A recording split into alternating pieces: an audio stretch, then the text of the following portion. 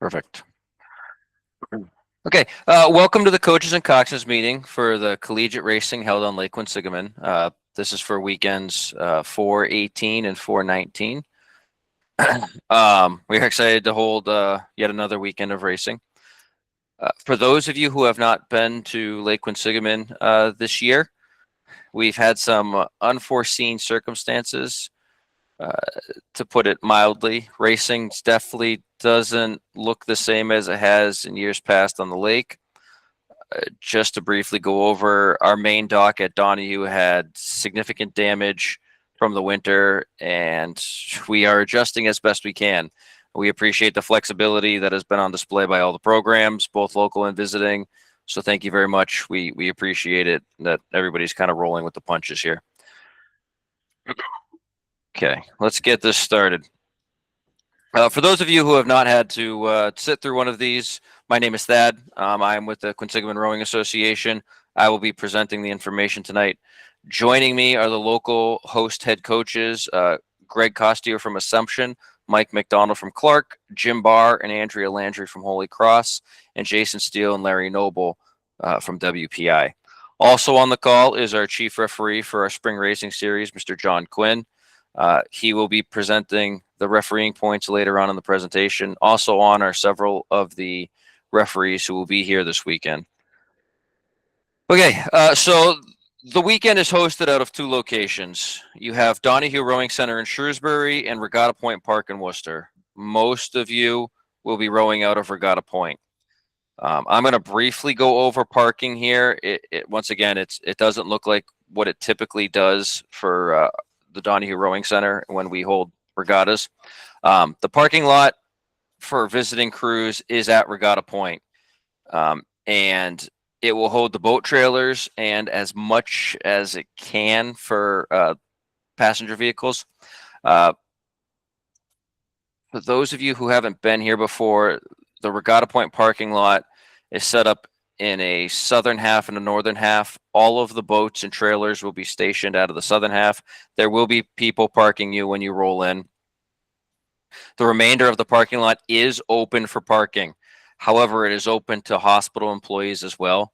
That area will be a first come, first serve area. There is very limited parking in the lot itself. Once it fills up, the overflow will be along the street or up to the hospital parking garage. So if you're driving, if your athletes are driving personal vehicles, the earlier they get there, the better. The more likely parking will be available. Team buses will drop teams off directly at Regatta Point, right at the gate. If there is still space, the bus will be able to park along the street. Otherwise, they will have to go to our overflow lot and drive around the lake to the Corazzini boat ramp next to the Donahue Rowing Center. And we do have handicap parking available at both locations if needed. Okay, launching from Regatta Point. So if you've already raced here this year, we have once again switched things up. We are going with a reverse traffic pattern from what we have done in the past. So Worcester Shore is north, Shrewsbury Shore is south. So it's important to get this information out there. Teams launching from Regatta Point will be using the south docks for launching. We ask you to be quick on the docks so all teams can get on the water or come back in a timely manner. We are using both of these docks for both launching and landing. When launching from Regatta Point, you will proceed up the Worcester side of the lake. Coxswains, you're already on the Worcester side, so all you have to do is go north along the buoyed course. You will not cross the course. So previous weekends, we have sent people across the course. This is the reverse traffic pattern, so we are going directly up the course on the Worcester side. Do not cross the lake. The best advice here is to not hug the buoy line when traveling to the start. We do not have the entirety of lane 0 out there, so there's only the first 500 meters of lane 0. So if you are following a buoy line that is south of the 500 meter mark, you are directly next to the live racing lanes. So please, we ask you not to hug the buoy lines. You will be directly next to racing lanes.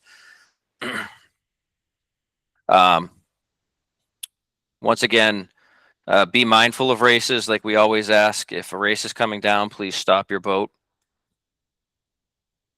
This is kind of the general overall map we give for our championship regattas. This is the best visual that we can give you of the traffic pattern. Coxswains, if you haven't raced at our course before, just remember, we have several shallow areas. There's one that's marked up by the pump house, which is directly across from Donahue Rowing Center. The advice we always give is don't hug the buoy line and also don't hug the shoreline. It's kind of a catch-22 almost. But there's plenty of space in between. At the 1,000-meter mark, it does get a little narrow. It's more of a single file line. But between that, south of the 1,000-meter mark and north of the 1,000-meter mark, it opens up. There's plenty of space. Just don't hug the buoy line, and please don't hug the shore. Coxswains, those of you that are launching out of Donahue Rowing Center, which is the local schools, it's the same pattern that we do for the championship. You have two options. You can either go straight across the lake and go right up into the warm-up area, or you can row down on the Shrewsbury shore on the going south to the finish line. Same thing that we ask: do not go beyond the 1,500-meter mark if you're launching out of Donahue Rowing Center and going south. Please turn before the 1,500-meter mark. Cut it 90 degrees, go straight across the course when there are no races coming, and then you will go back headed north with all the traffic coming from Regatta Point. So once again, this is a massive reverse traffic pattern for those of you that raced here the last couple weekends. For those of you that haven't, perfect. It's reverse pattern, north on the Worcester shore, south on the Shrewsbury shore. Always be mindful of the races coming down. Please, we always ask that you stop when a race is coming past. It's just good manners, so to speak. Once again, up, if you can see, up past the 500-meter mark, you can see a little yellow polygon that's shaded. It's marked shallow. That's directly across from the Donahue Rowing Center. This is what we call the pump house. It's very shallow around there. Please do not get close to it. You will lose your skeg. That's really the biggest shallow area. After the pump house, you will reach the 290 bridge, which marks the start line. You will go through the small span directly in front of you. The buoy lines go right up to the pier. The large span that you will see is for racing, and it'll be occupied by stake boats. It'll be very easy to see, and there'll be another image here shortly that I will show you. So this is a zoomed in area of the start. You can see the 290 bridge going over the lake. That is our start line. The one difference is there's a starter area marked out, although that is pretty much where John is. It won't be a start tower. It'll be a starter from a boat. Mm-hmm.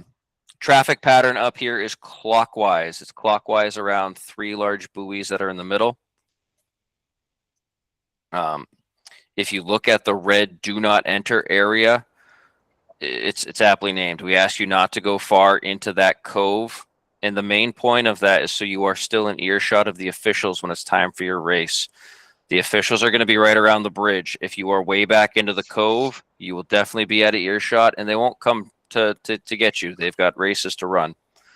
When your race is called, you will enter the course between the far east pier and the Shrewsbury shore. So this is a good photo that we use. This is if you were sitting in the middle of that start cove. You can see one of the large white buoys sitting there.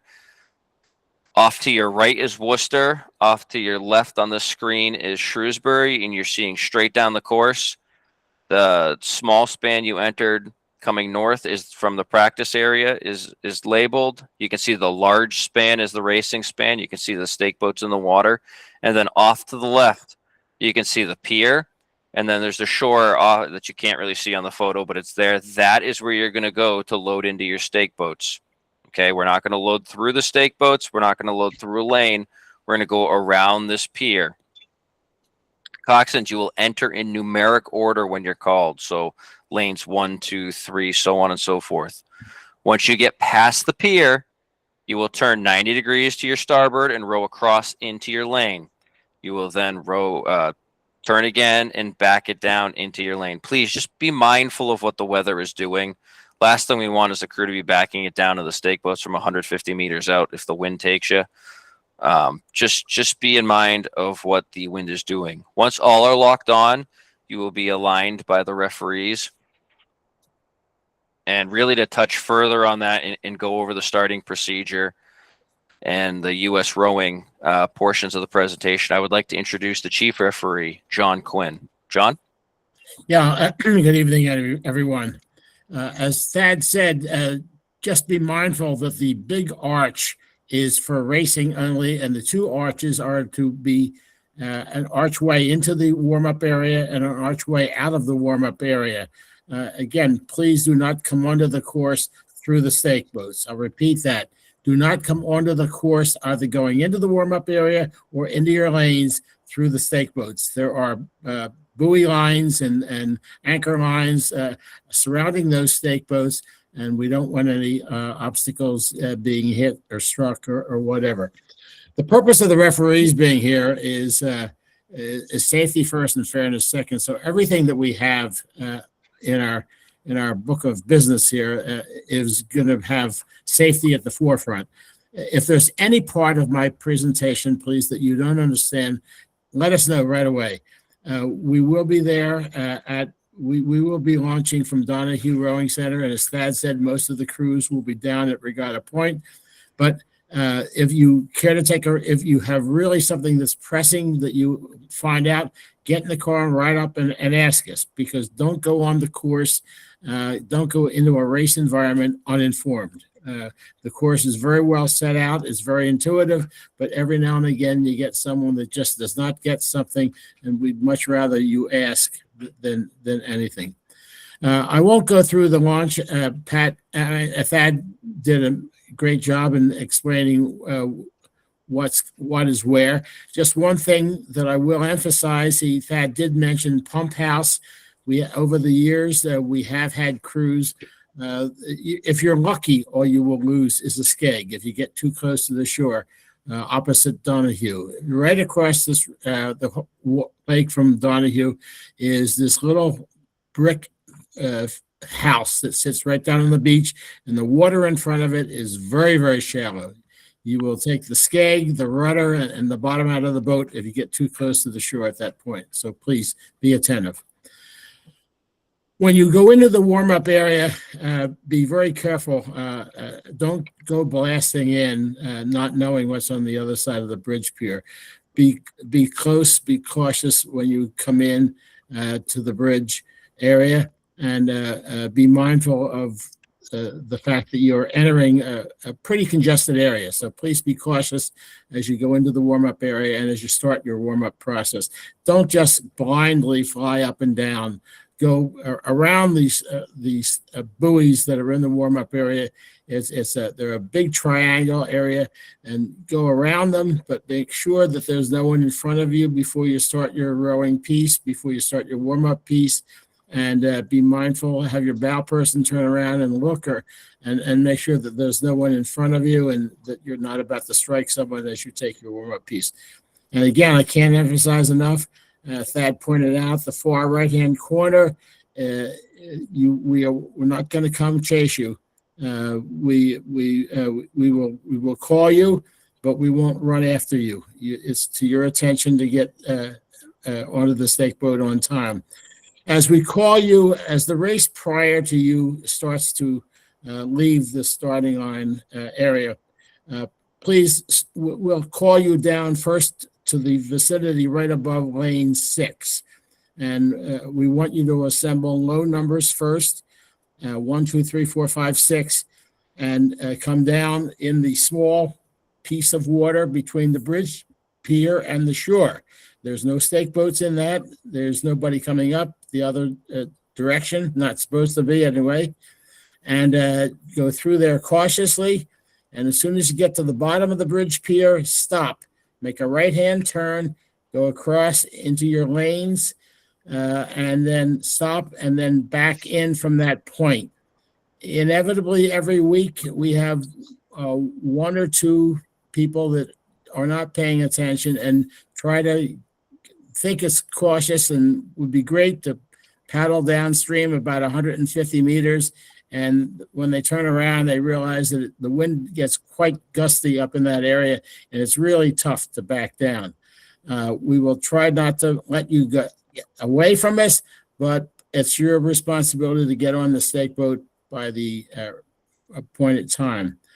If you have trouble getting onto the stake boat, please put your hand in the air and tell us that. We have a number of people on the referee group that have been in your seats, have been in Coxswains seats and certainly have refereed for long periods of time, and we'd be most happy to help you, but we have to know that you're having trouble. We won't just take for granted that, presume that you want to have help.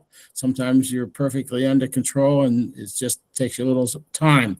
Let us know, please. Back in. When you back into your stake boat, the stake boat persons have been told not to get their hand between the stern of your boat and anything. So come in under light pressure. Don't come in at a full head of steam in reverse, because we don't want anybody to catch their hands between the boat and the stake boat. Okay. Come prepared to race. Be attentive to the fact that the stake boat persons will not take any gear from you from your boats. So if you bring a lot of heavy sweatpants and things like that, you will have to row over the course with them in your boat. Once we have the everyone on stake boat, the alignment will be done from your port side. There will be a long catwalk type affair, affixed to the pier outside the port side of lane 6. And the judge at the start, aligner will be on that pier, and they will talk to you. They will be talking to the stake boat person into your left ear. Okay. At that point, all you have to do is maintain your point. Okay. We don't necessarily want you to take a lot of heavy strokes and pull yourself off. Know how to cautiously pull yourself around, how to scull yourself around. If you pull around on one side, back down on the other side, to keep the stern of the boat in against the stake boats.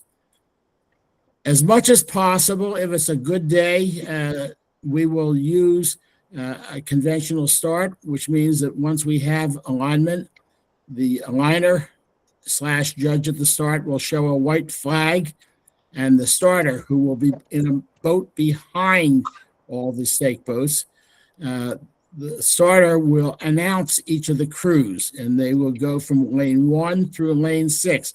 Once they start that process, we're not recognizing hands. So make sure that your point is straight and that you are holding it. Once we announce all the crews and we're ready to go, and it will be quick. We will not leave you sit on the stake boat any longer. It goes frighteningly quick sometimes. As a matter of fact, we don't waste time announcing. We don't waste time going through the starting process. The longer you sit there, the more the likelihood is you'll get blown off course. We don't want that. So we will announce the crews, and the starting commands will be attention, go, accompanied by a drop of a red flag. At that point, as soon as the flag starts to move, you may go. If you jump the start, we will stop the race. You will be giving a warning, and we will restart the race after bringing everyone back. If you jump the start twice, you will be excluded from the race. There is a buoy 100 meters into the race course, broken equipment meter zone. It is for broken equipment only. It is not for bad starts or crabs or jump slides or anything like that. It is for broken equipment. If something breaks, repeat, breaks in the first 100 meters, stop rowing, put your hand in the air, We will attend to that. We will stop the race, attend to that, and restart the race. If you stop a race and it's not appropriate, you will be giving a warning, and again, 2 warnings, and you're out of the race. Over the body of the course, the referees will not steer you. The lanes are in, they are straight, they are wide, and it's your responsibility to steer your own boat. If we see that you're about to strike another crew or to wash another crew, we will direct you by putting a white flag in the direction we want you to go, calling the crew's name, and again, showing the white flag. Go immediately. As long as the white flag is out, go. It doesn't matter how many times we show a white flag for a crew. It doesn't matter. It's not 3 times and you're out. As long as you require direction, we will give you direction, but we don't want to steer you. At the end of the race, the finish line is on your starboard side. The finish line is approximately 300 meters, 250 to 300 meters before you get to the Route 9 bridge. On the starboard side, you will see a little island with a little lean-to on the island. There'll be people in it. There'll be a red flag up for about the last 250 meters. As the first crew goes across the finish line, you'll hear mark, and the red flag will drop, and that will be the sign the first crew is finished. Second crew, mark. Third crew, mark. Fourth crew, mark, so on and so forth. At the end of the race, the referee will do nothing for about 8 or 10 seconds, just making sure that we have everyone who is okay, and there's no incidents or anything like that. And we will show a white flag indicating that the race is accurate, complete, and legal. If you feel that your right to win the race has been taken away for any reason, you may put your hand in the air and speak to the referee before she or he shows the white flag. Once the white flag goes up, the race is legal. If they discuss what you've seen and you can't, and sometimes you can work it out right on the water, that's fine. We'll show a white flag and the race will still be legal. If you feel that you are not in concert with the referee and you want to protest the outcome of that, you have that right. You have that right. But it means that within half an hour after getting off the water, you must present it in writing to the dockmaster at wherever you boat from, along with $50, and the race jury will hear the protest at the end of the morning, at the end of the racing for the day. We will hear the protest at Donahue Rowing Club. So anyone who is protesting will have to get their crew and get the members, get the coxswain and presumably the coach to Donahue Rowing Club. One slight thing over the body of the course in the rules of rowing, it says if a crew that loses a member may continue racing as long as you don't lose a coxswain. Please, the water is still cold. If someone for any reason catches a crab and falls out, and believe me, it does happen. I've seen it happen quite a number of times. Stop rowing. Don't leave a person in the water in this icy water because it is still cold. And stop rowing. Be safe. We are all radio equipped. There's police, paramedics that are in radio communication with us, and we will get the person out of the water into medical attention. But don't row away from them and leave them floundering around in the cold water. That's about it. Any questions and any things that I might have forgotten? Anything that you're burning to ask?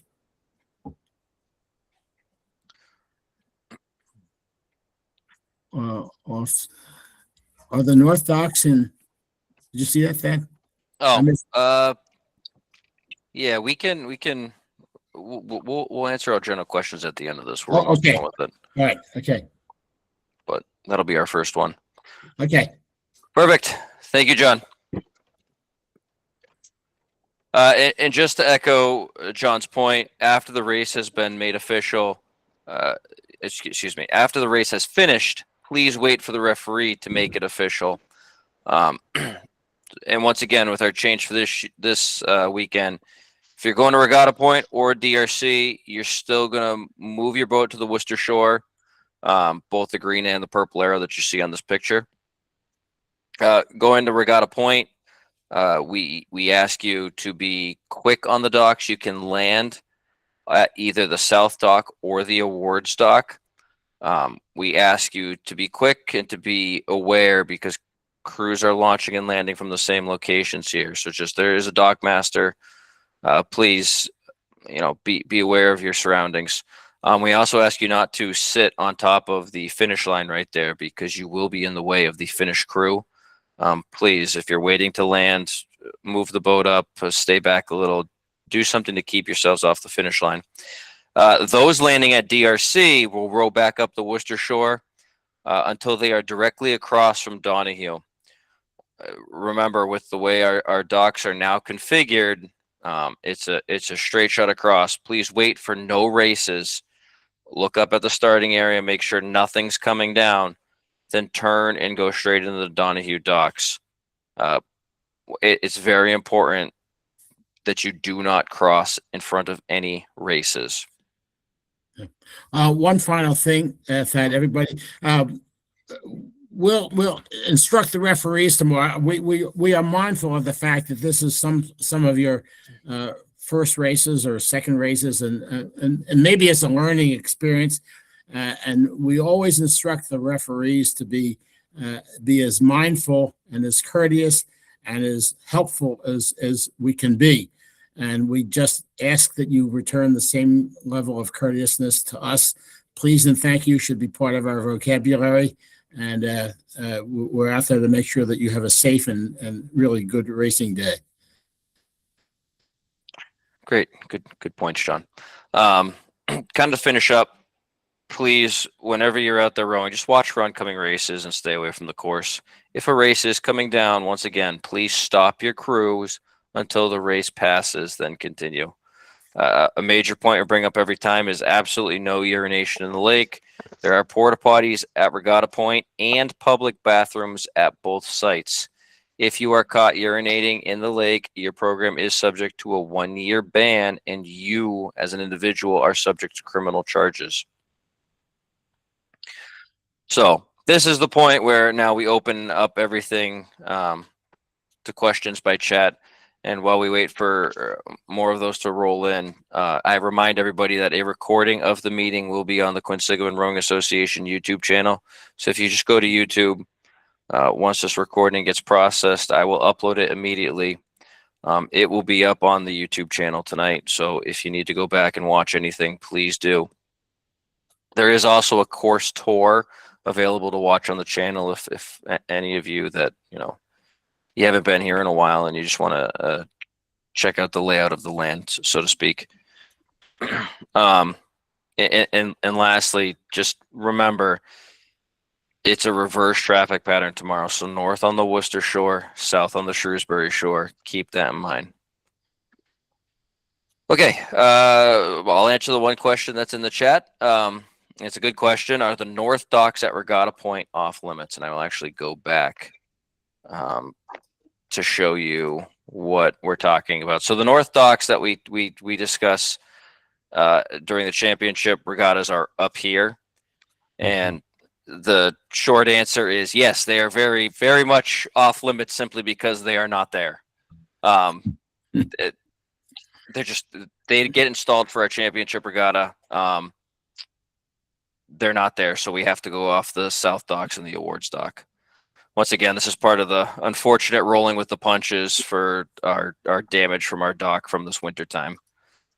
What time do trailers need to be in the parking lot at Regatta Point? We don't have a time that they have to be in there for. Obviously, your race times. Gates open. I believe they open at 6 a.m. I think Jason's actually on this call. Can you hear me, Thad? Yes, here, Jason. Go ahead. Yes, you can roll in at 6 a.m. and my suggestion is that you come down North Road adjacent to UMass, cut across the road and enter the north gate. So the gate that we typically enter with the trailers.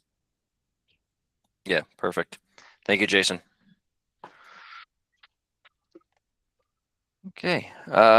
If boats are fully novice, will refs and everyone be aware and offer help if needed? John, if boats are fully novice, will referees and everyone be aware and offer help if needed?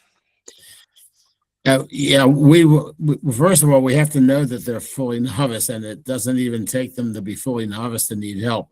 But we have to know that you not only need help, but that you want help. Sometimes people want to do it themselves, and we honor that. But if you let us know that you need assistance, whatever, we will try to work with it. What we will not do is try to work with a crew to the disadvantage of the other crews in the race. If we see that a crew that is just completely not prepared to race, and after multiple attempts of not being able to get them on the stake boat or the float or anything like that, we will excuse them and not permit them to race, because at that point they become a hazard to not just themselves but the other crews. That has rarely happened. We're usually able to work with someone, but again, we require the assistance of the coxswain, of the crews, and we hope that we can do it. Great. Thanks, John. Okay. With nothing else showing up, I will pause for dramatic effect. Wait. Okay. Sounds good. Thank you, everybody. Appreciate you logging on and watching the video. Once again, go and watch the recording of this if you do have any questions, and we will see everybody this weekend. Thank you. Great. John, we'll see you tomorrow morning. And Thad.